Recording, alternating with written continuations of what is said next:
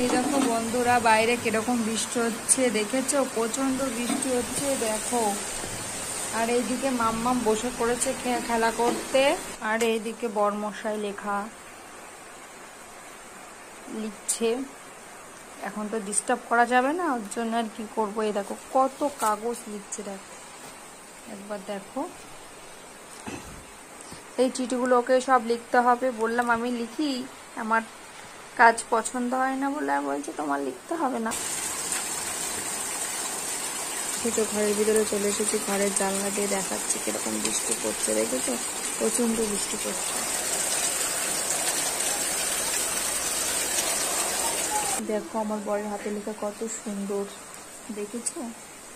কমেন্টে বলো হাতের লেখাটা কেমন। ও কত কাট লিখেছে, সারাদিন বসে বসে লিখছে।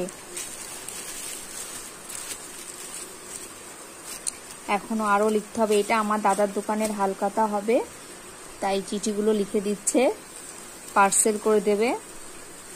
এটা কিন্তু কালনাঘাটের থেকে এসেছে, তাই লিখছে।